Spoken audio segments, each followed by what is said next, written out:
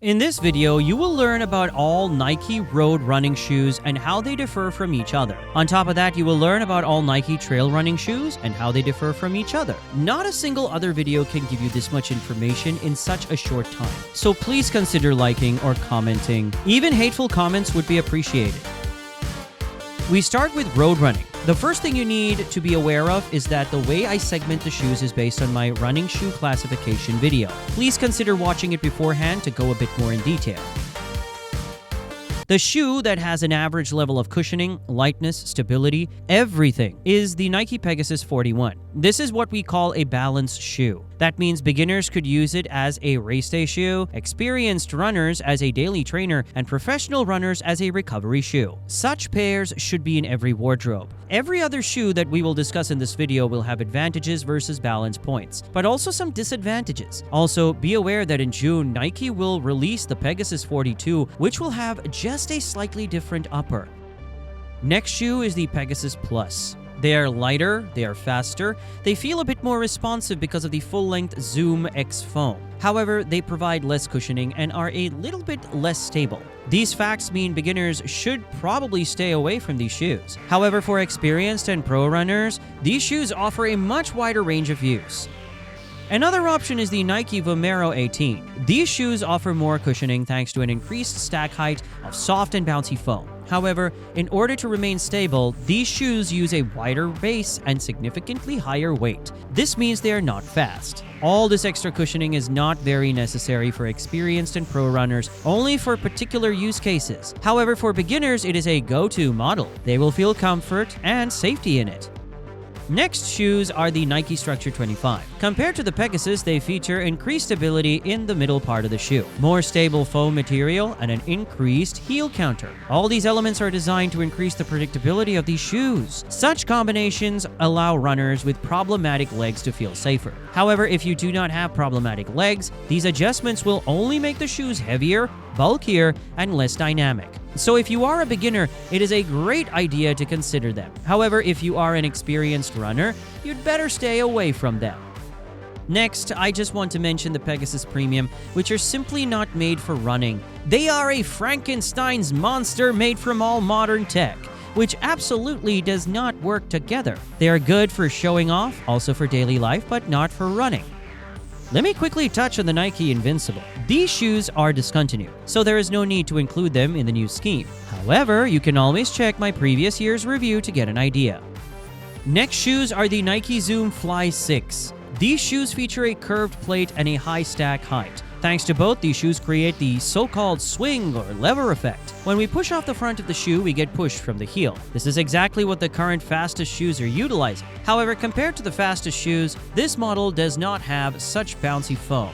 It is good from a durability standpoint because it does not lose that feature as fast. However, it is also not the fastest shoe out there. They are extremely good for experienced runners to train for the fastest shoes, since you need to learn how to activate the swing. However, for beginners, these shoes are bad. They lack stability due to the high stack height and also lack comfort, since they are oriented towards more developed legs.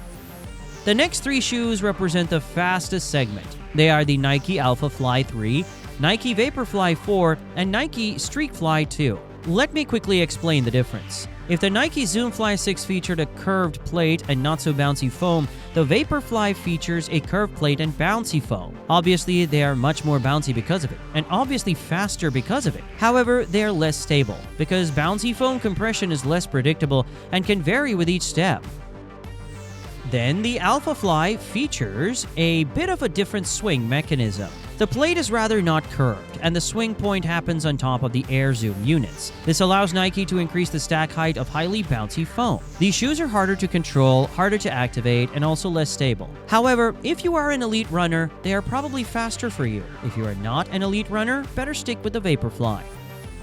Finally, the Streakfly uses a lower stack height, which forces the use of a less curved plate, since big curves simply do not fit. In such circumstances, the swing effect hardly does any job. It is only in the name. However, these shoes are much lighter, which means you can achieve speed through lightness. Obviously, these shoes have less running efficiency, so do not go for long races in them. To be honest, I would not pick them for any.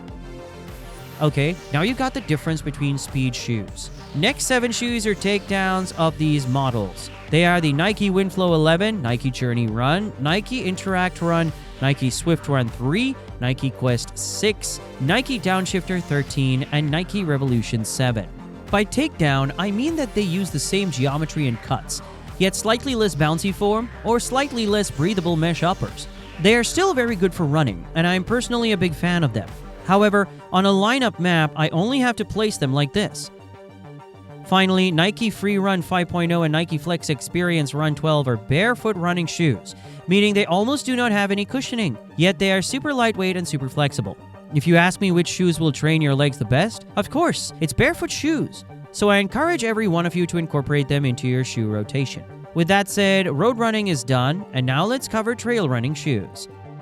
First is the connection point between road running and trail running. Pegasus Trail 5. These shoes feature almost the same cushioning, stability, ventilation, and bounce as the normal Pegasus. However, they have increased tread, which secures better grip on any surface. Yet this makes the shoes pretty heavy and less dynamic. That is why almost no runners use trail running shoes during road running events. Next is the Wildhorse 10. These shoes are the balance point of trail running. You see, during trail running, you run on the ground. The ground already provides quite decent cushioning, meaning you do not need as much as you require during your road running training. And that is exactly what you see in these shoes: decreased stack height. However, during trail running, you need extra protection and extra stability. You simply have more opportunities to twist your ankle or hit a rock during such training. And that is exactly what these shoes feature: extra protection across the entire length. This particular model is good for almost any purpose. However, going forward, we will learn about more specific models that are better for particular use cases. For example, the Nike Zegama 2. It features increased stack height and a rocker. Together, they provide increased cushioning and run efficiency. Such a combination is very useful for long trails when you want to decrease pressure on your legs. However, these improvements come at the cost of decreased stability and protection. So if you plan to use these shoes during more technical routes, they will not be a great pick. However, the next shoes, Kiger 10, are exactly created for such use cases. They feature minimal stack height and a very light upper. Such shoes are much lighter, so they are easier to run uphill. Also, they are much more stable, so they are more reliable for jumping from one stone to another. However, their cushioning is minimal. Please do not use them during long runs, or if your event will have significant elevation decline. You will crush your legs. Next one is pretty arguable: Nike Ultrafly. They feature a carbon plate, the one we discussed during the road running shoes explanation. So they do provide increased running efficiency. They are faster, however, it is a bit hard to imagine a proper race for them. You see, they are pretty heavy, so if we consider hill climb events, the lighter models would be a priority. Also, they lack cushioning compared to the Zegama, so they are not the first pick for the longest events. They're good for something in between, something around a 30-kilometer trail, which is still a super popular type of event. Finally, the Nike Juniper Trail 3 is a takedown model. It uses slightly less pricey materials, yet offers the same awesome fit and feel. If you're considering something a bit cheaper, yet still want to do trail running, that is your go-to model. And with that said, those are the models Nike offers for trail running and road running. Be aware that new models are coming every single week, and unfortunately, I have no possibility to edit this video. Yet I will try to update it on my website, so make sure you visit it from time to time. I'm also working on a running shoe selector across all brands. Please do stay tuned. Bye-bye.